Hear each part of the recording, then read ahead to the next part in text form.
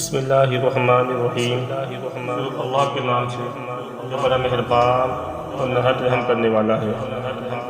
حضرت عبادہ رضی اللہ تعالیٰ عنہ کہتے ہیں کہ ایک مرتبہ حضور صلی اللہ علیہ وسلم نے رمضان مبارک کے قریب ارشاد فرمایا کہ رمضان کا مہینہ آ گیا ہے جو بڑی برکت والا ہے۔ حق تعالی شان اس میں تمہاری طرف متوجہ ہوتے ہیں اور اپنی رحمت خاصہ نازل فرماتے ہیں، خطاؤں کو معاف فرماتے ہیں، دعا کو قبول کرتے ہیں، تمہارے تنافس کو دیکھتے ہیں اور ملائکہ سے فخر کرتے ہیں۔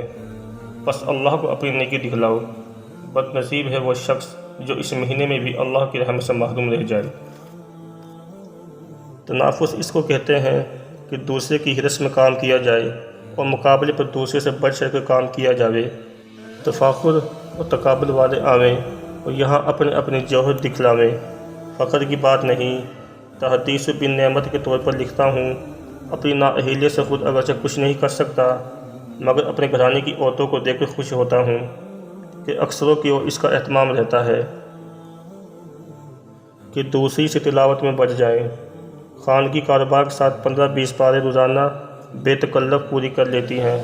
حق تعالی شان اپنے رحمت سے قبول فرماوے اور زیادتی کی توفیق عطا فرما دے، آمین۔